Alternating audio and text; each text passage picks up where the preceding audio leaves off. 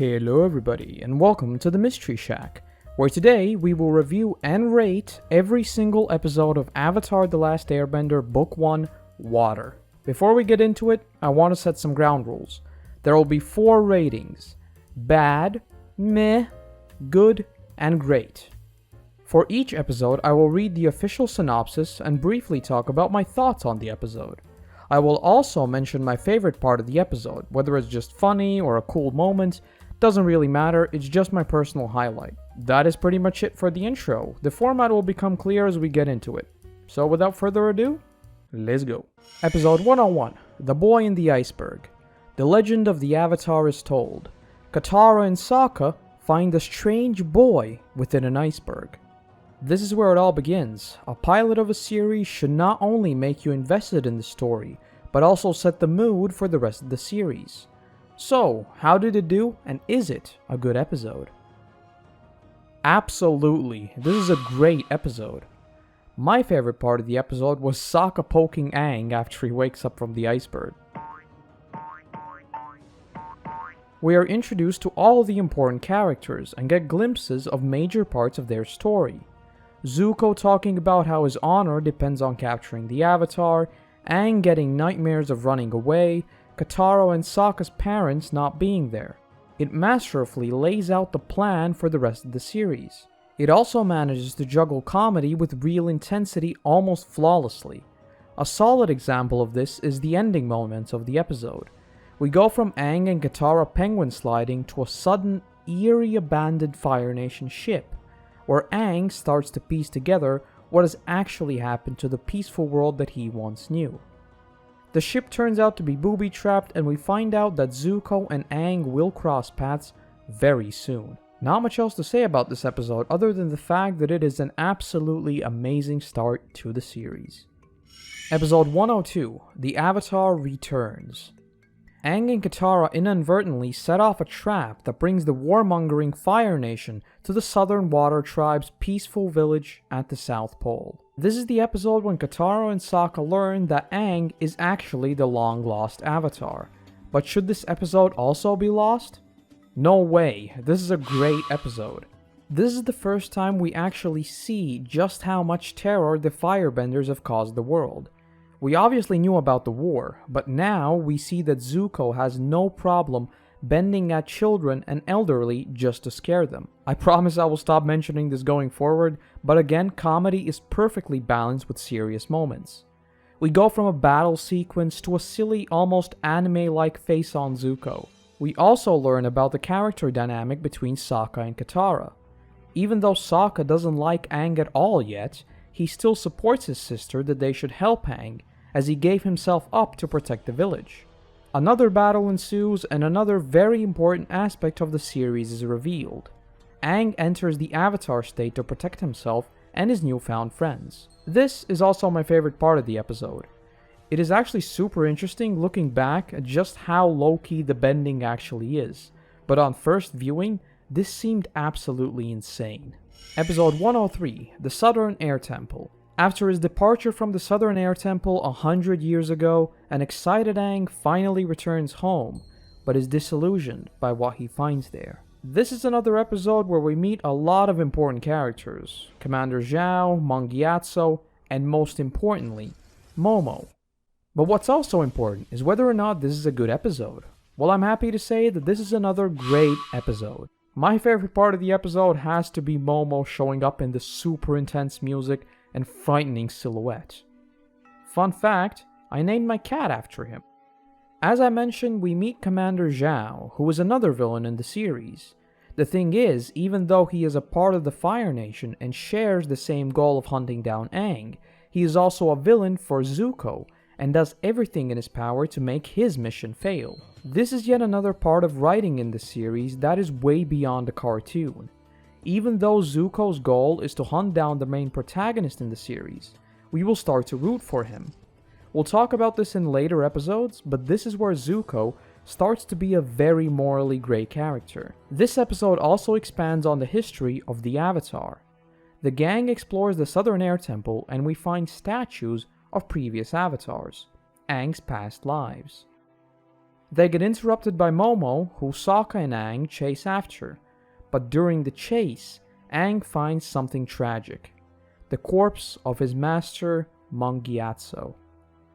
He once again enters the Avatar state, but this time, not as a self-preservation mechanism, but out of anger and grief, which will also play a large factor later on. Another thing I want to mention here is an interesting theory I read on Reddit. I'll try to do my best to find the source of it, but it went like this. We see that Mangyatso's skeleton sits peacefully surrounded by a pile of Fire Nation soldier armor. What if Mangyatso actually went out while fighting off all of them? In Legend of Korra, the sequel to Avatar: The Last Airbender, we learn of some pretty dark airbending techniques, which involve suffocating the enemy. So what if Gyatso created a vacuum-like state in the building, suffocating all of the soldiers and himself? It is an extremely dark theory, and the armor may have just been a stylistic choice to remind you that the Fire Nation did this. But the theory makes sense if you ask me. The last major part of the episode is an Agni Kai between Zhao and Zuko, where once again we learn just how much of a coward Zhao really is, when he tries to strike Zuko as he is walking off. Uncle Iroh of course starts showing his true colors, calling out Commander Zhao and saying that even the banished Prince Zuko is more honorable than he is. Phew, as you can see, these beginning episodes are extremely packed with important events, but I think this is a part of why the series was extremely successful later on. Episode 104, The Warriors of Kyoshi. The gang arrives at Kyoshi Island and are captured by some Kyoshi warriors. When Aang reveals that he is the Avatar, news quickly spreads out and suddenly reaches to Prince Zuko, who then goes to Kyoshi Island to capture him. Now that we're familiar with the main characters, the series will start to slow down a little, and we'll start seeing some of these one-off adventures. So, what does that mean for this episode? It is a good episode. My personal highlight of it has to be Aang running from the Unagi. The facial expressions here are just brilliant. This episode mostly focuses on the main gang, and we only see Zuko a few times and at the very end, when he attacks the island. We get some pretty important character development here with Sokka, who at first laughs at the Kyoshi warriors because they're female, but quickly realizes just how wrong he was when they absolutely destroy him in combat, and ultimately apologizes, stating that he severely underestimated them and that he would be honored to learn their ways. Not only is this a good message for younger viewers to not believe in any of the gender-specific stereotypes, but it also shows us that Sokka may be ignorant and arrogant. He is able to own his mistakes, and most importantly, learn from them. The same thing actually happens with Aang in this episode, but in a different manner. He lets the Avatar status go to his head, and gets in serious danger because of that when he tries to challenge the Unagi again to show off, needing Katara to save him. Not much else to say, this is a good one-off little adventure, so let's head off to Omashu. Episode 105, The King of Omashu. Aang's abilities as an airbender are challenged by a king. King Bumi may be crazy, but how about this episode? Is it crazy good? Yes, it's a good episode. My favorite part of it? The first appearance of the Cabbage Man. Who would have expected him to become legendary? This episode has some solid gags with Aang acting like an old man. I mean, he is technically 112 years old. And we see the gang take part in various shenanigans as they ride the mail carts around the city. We also learn a little more about Aang's past. We learn of his old friend Bumi, which is obviously hinting at the twist in the end. The king is his old friend. Bumi gives Aang various challenges while locking Katara and Sokka in this mystical rock that actually turns out to be candy. Overall, there's not really much else to say about this episode. It is another solid one-off little adventure. Episode 106, Imprisoned. In a nearby Earth village, the gang meets a teenage earthbender named Haru. This village lives in a fear of the Fire Nation, for soldiers there capture any earthbenders they can find. In this episode, we are once again reminded of the tyranny of the Fire Nation, as they imprison anyone who dares to earthbend. But, is it a good episode? Yes, it is a good episode. My personal highlight is the firebenders thinking that Momo is earthbending. It's so dumb that it's perfect. This is one of those episodes that actually has an incredibly dark underlying message. Anyone who earthbends for any reason whatsoever is taken away to an oil rig, where there is nothing for them to earthbend, and are pretty much used as slaves. After Haru is taken by the Fire Nation, Katara comes up with a plan to get aboard the rig and free the prisoners. At first, the plan fails as all the benders are too demoralized to even try to fight against the oppression. But ultimately, they rise against the Fire Nation and take control of the rig and fight for their freedom to return home. This episode has obvious parallels with our own history, when intelligence was seen as a threat. Another solid episode with surprisingly realistic themes. Episode 107, The Spirit World, Winter Solstice, Part 1. Aang and friends visit a village being terrorized by an angry spirit. Iroh is captured by Earth Kingdom soldiers. This is our first proper two-parter in the series. So, is the first part a good episode? It is a great episode. My favorite part of the series was certainly Zuko and Uncle Iroh fighting off the Earthbenders 2-on-5.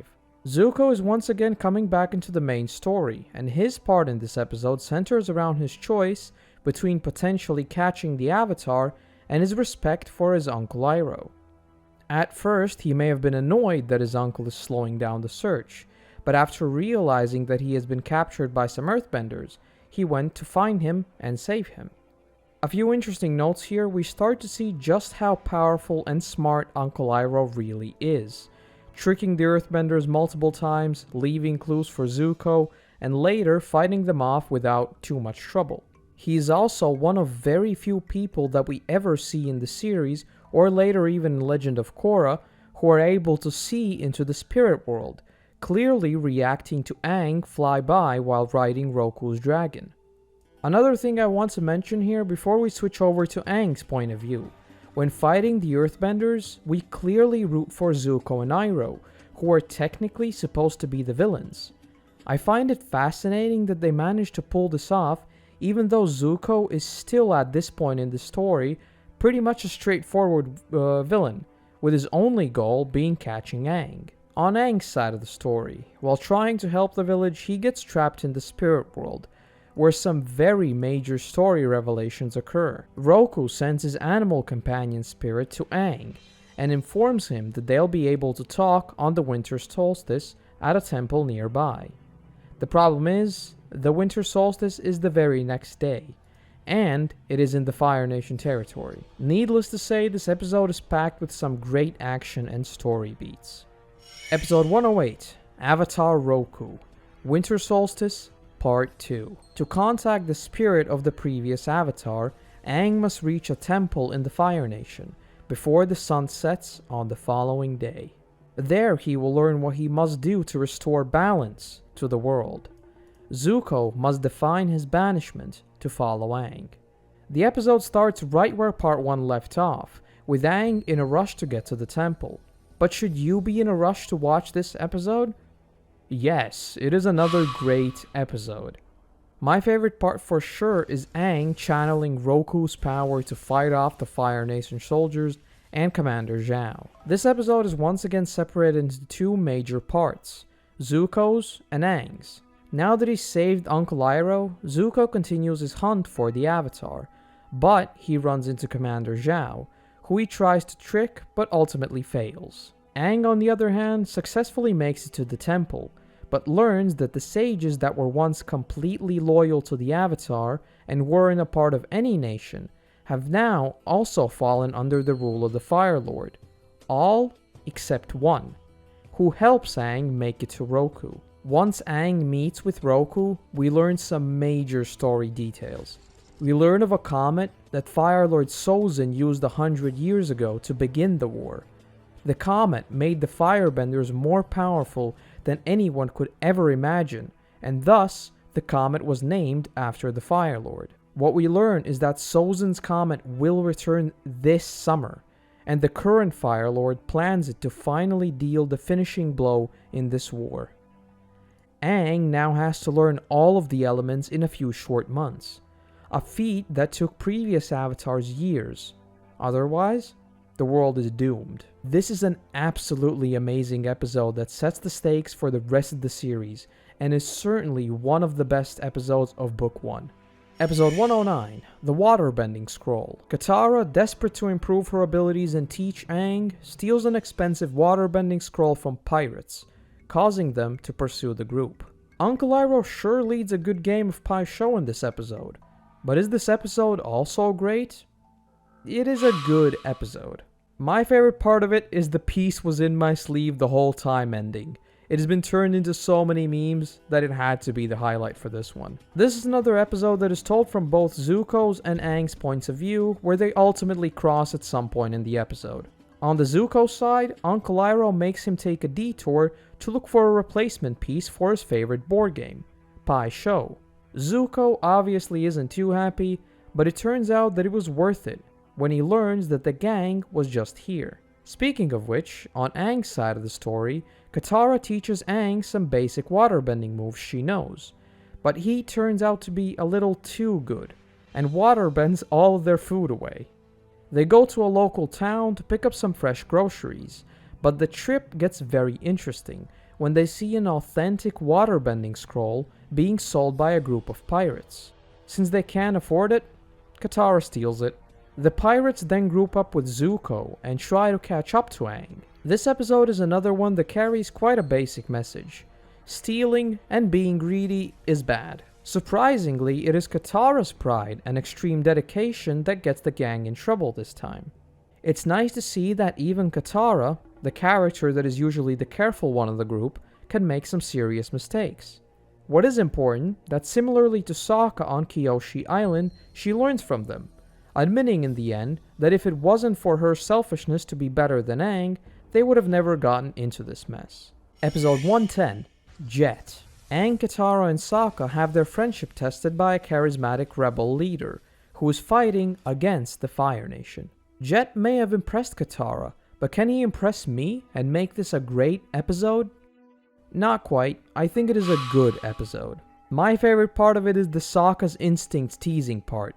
It seriously gave me the vibes of someone in my friend group making some enlightened statements and then being made fun of by the rest of the group continuously.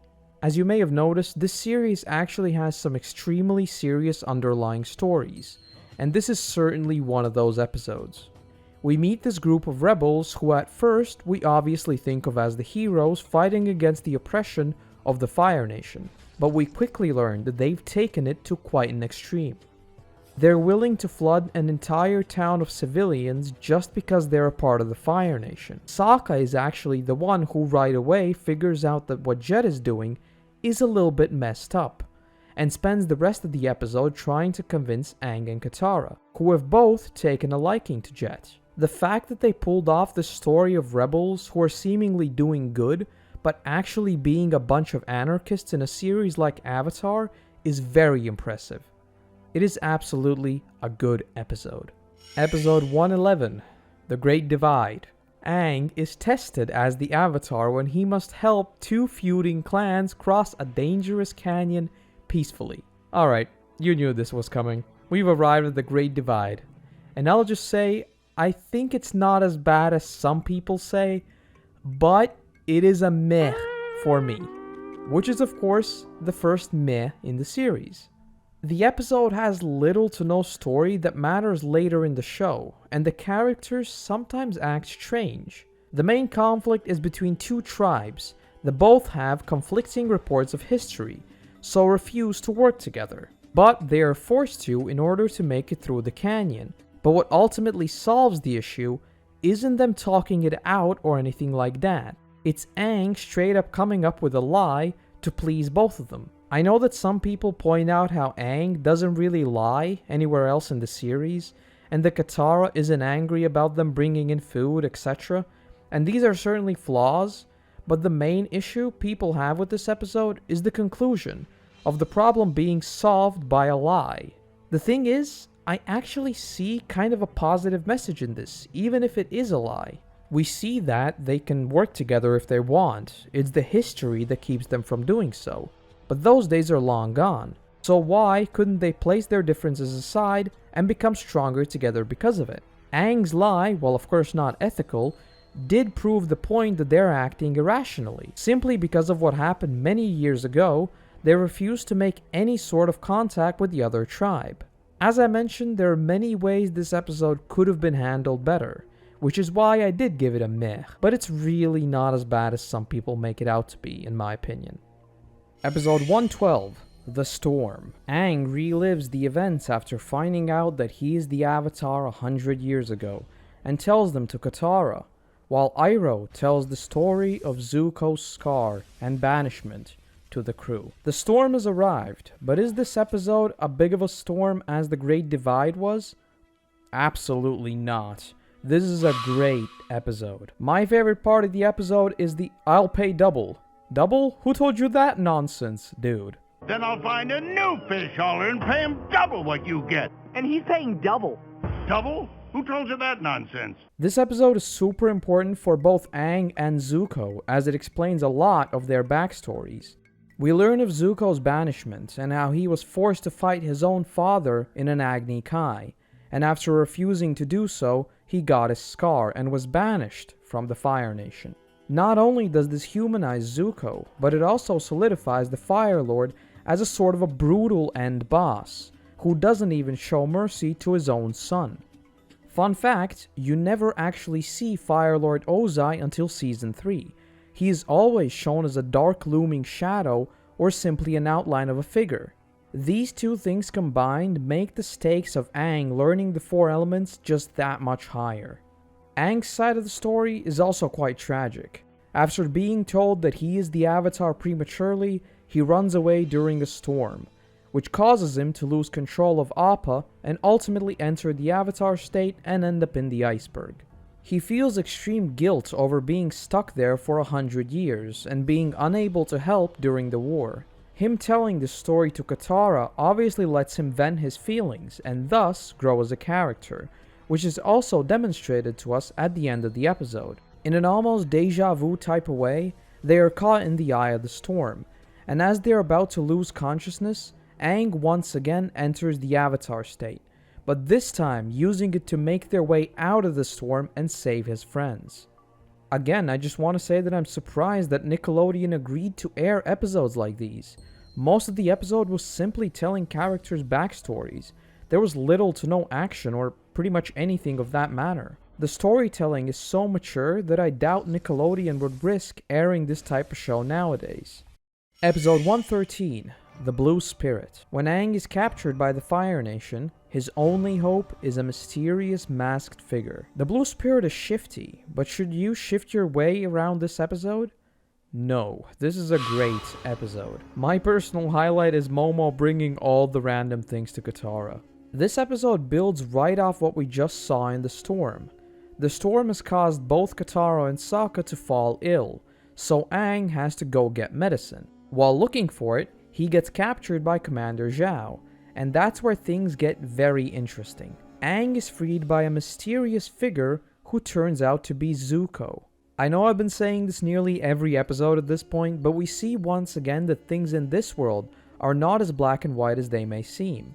Zuko is a complex character, and his goal of catching the Avatar isn't really his own. It's a desperate attempt to reconnect with his father who banished him. As a member of the Fire Nation, he should obviously be happy that the Avatar is caught, but that would mean that he would never get his honor back, so his only option is to free him and then attempt to catch Aang himself, knowing full well that if he gets caught, it's likely over for him. At this point in Zuko's arc, he's willing to risk anything just to please his father. Aang and Zuko end up fighting their way out of the prison, but Zuko gets knocked out and Aang has to save him. He obviously learns that the Blue Spirit is in fact Zuko, the person who has been chasing him this entire time. But since it's Aang, he obviously just tries to befriend him. For a moment, you may actually think that Aang has gotten through to Zuko, but that would be too good to be true. Zuko tries to take a shot at Aang, and he runs away. I think all of us knew that he would betray Aang in the end, but I still felt quite disappointed. We do, however, see Zuko in his quarters thinking over what happened, and turn his back on the flag of the Fire Nation, which is of course symbolical for him firstly betraying the nation by freeing Aang, and later in the series going against it entirely. The writing here is again impeccable. As a side note, this Iroh transition is also great.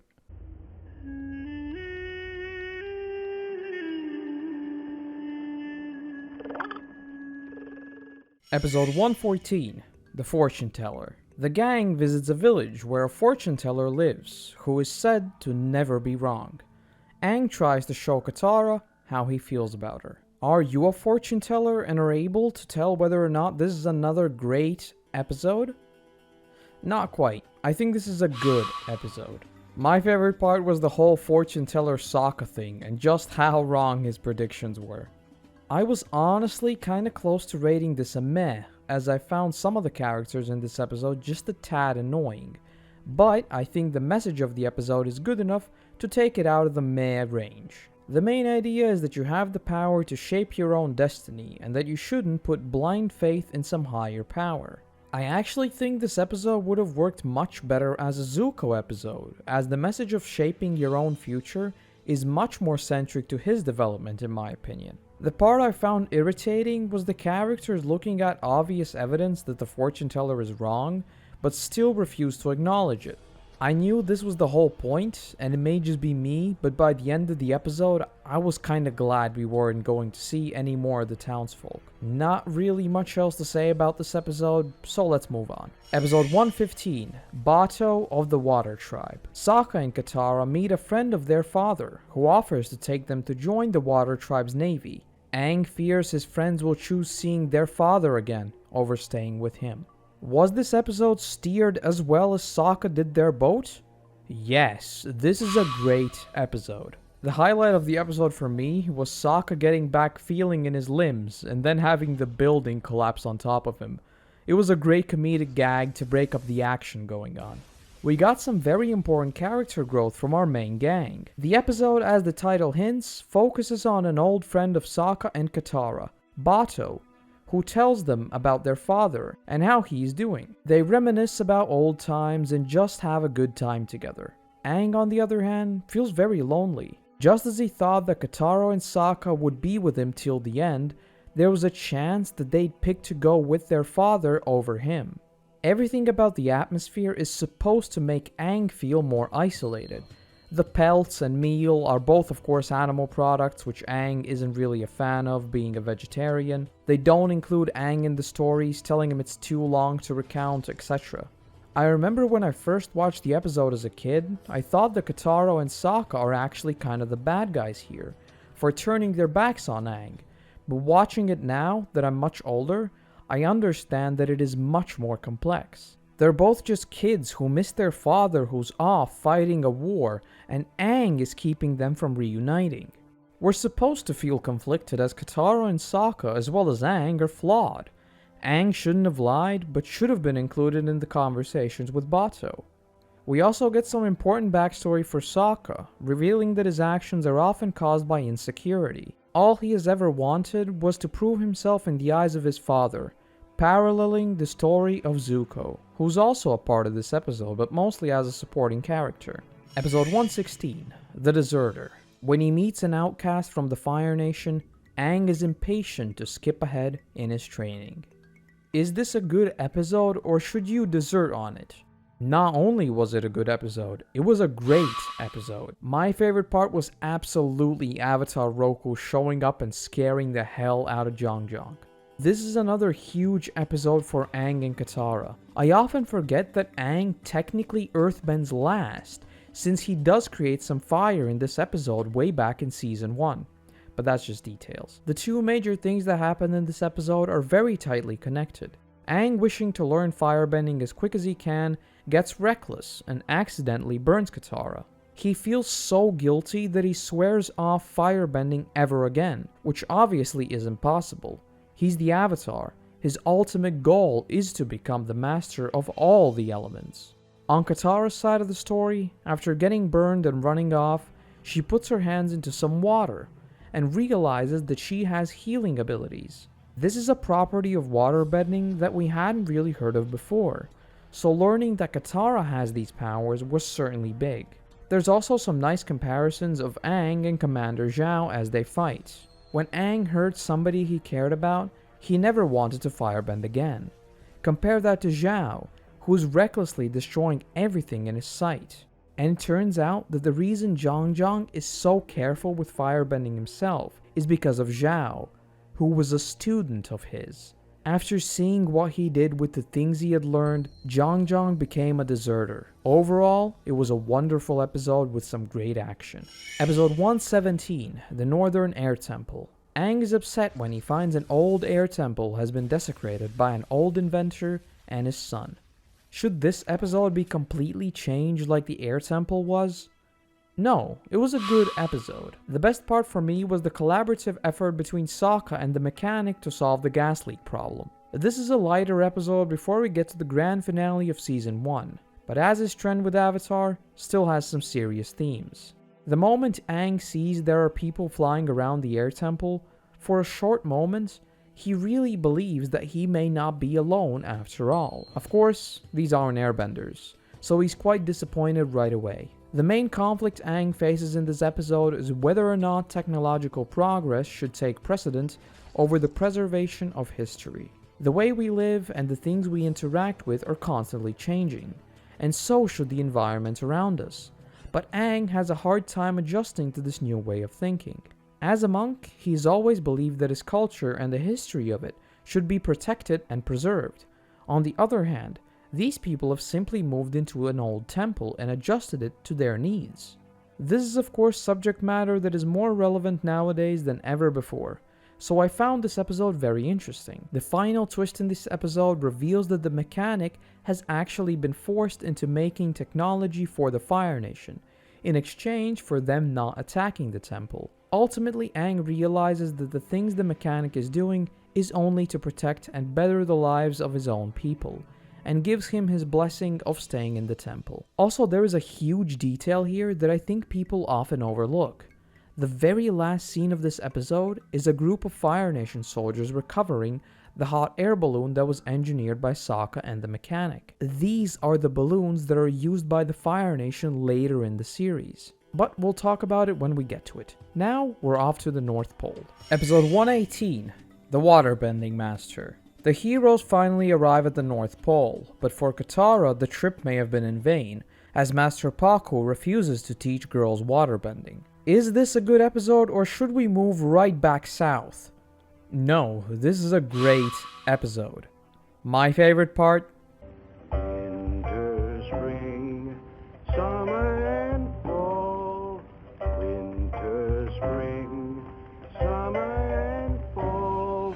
As the episode right before the huge two-part finale, this is mostly a setup episode, but it still has some pretty major things happen. In case you forgot, the whole purpose of them coming north was for Katara and Aang to learn waterbending. Well, turns out that the guys up north are quite conservative and refuse to teach Katara, telling her that in the north, women only use waterbending for healing. Katara challenges the Waterbending Master Paku to a duel to prove that she is more than capable of learning. Of course, Paku wins, but he realizes that she is the granddaughter of his wife who ran away because she was sick of the old traditions. This makes Paku change his mind and agree to train both Katara and Aang.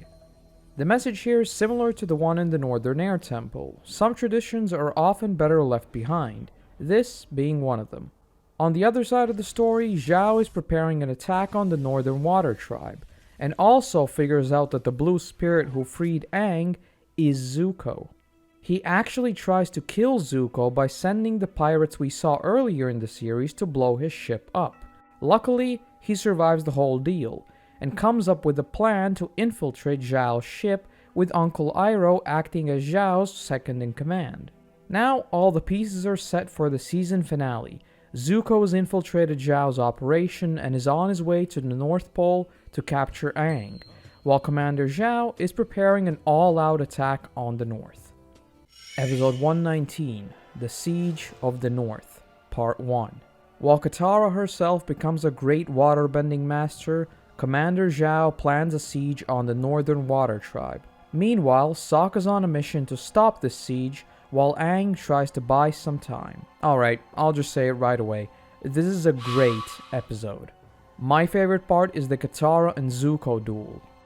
This is a huge episode for all of the main cast, as it is the first season finale. The episode opens with our characters realizing that the Fire Nation is attacking because of the black snow. The Water Tribe begins preparing for the attack, and Sokka turns out to be a major asset here, as he is actually the only one who has up-to-date information on Fire Nation soldiers. Aang meanwhile delivers the first blow to the Fire Nation Navy, and there's a moment where we think they may be able to win without the fleet ever reaching land. But then there's this great scene of Aang realizing just how outmatched he is. We learn of the Moon Spirit and how it empowers waterbenders similarly to how Sozin's Comet empowers firebenders. This is yet another aspect of the show I don't think gets enough praise. These small details make the world feel just that much more alive. As we learned in the previous episode, Zuko has infiltrated Zhao's mission and is actually way ahead of him already. The episode ends with tension turned up to 11 as the Fire Nation soldiers make landfall and Zuko defeats Katara, capturing Aang, who is stuck in the spirit world. Even though this in many ways works as a setup for the grand finale, this episode is still packed with great story beats and details, and while they may not be fully developed until the second part, they don't leave you feeling like it's just stretched out for the sake of being 2 episodes. So, without further ado, let's get into the grand finale. Episode 120, The Siege of the North, Part 2. As the Fire Nation continues its assault on the Northern Water Tribe, Sokka, Katara, and Yue set out to search for Aang, being guided by his spirit. Should you enter the spirit world like Aang did to escape this episode? Of course not, this is a great episode. My personal highlight is Uncle Iroh wiping out the squad of firebenders solo.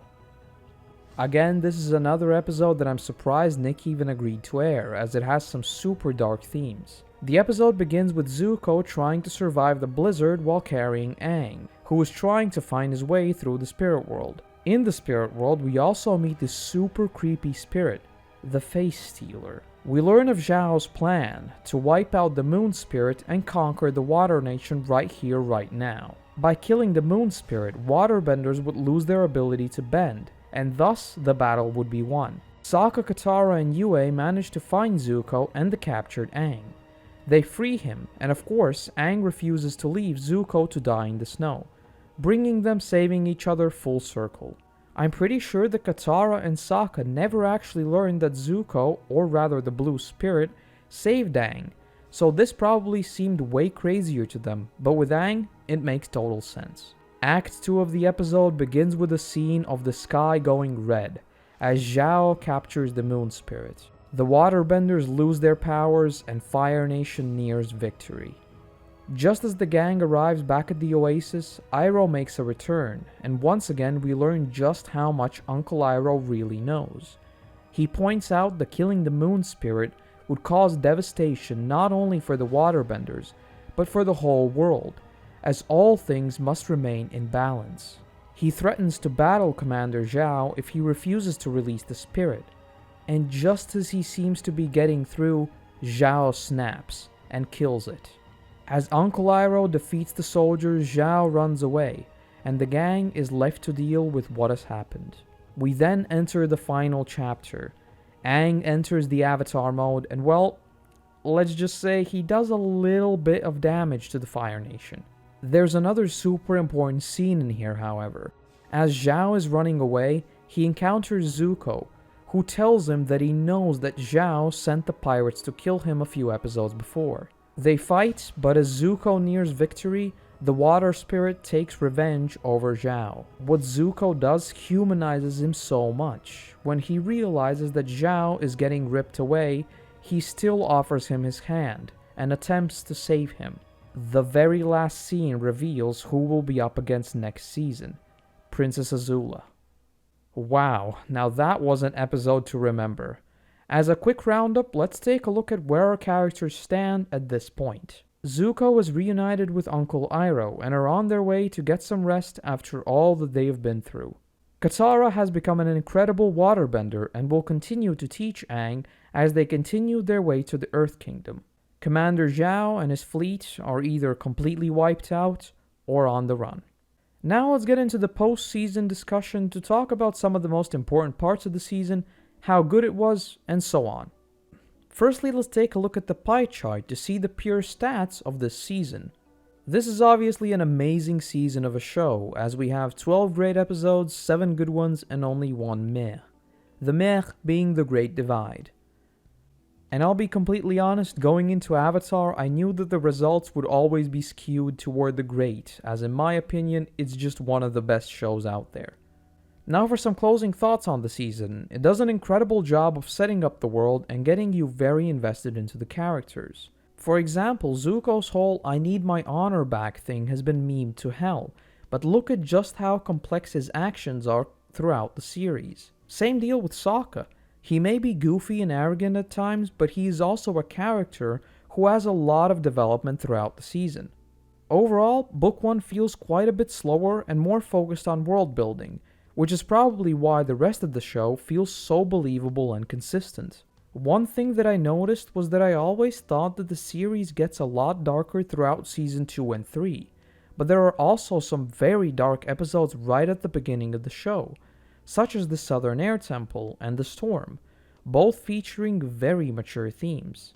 And I guess that is it for Book 1. There's probably so much more I forgot to mention or discuss, but I have a feeling that this video is already way too long as is.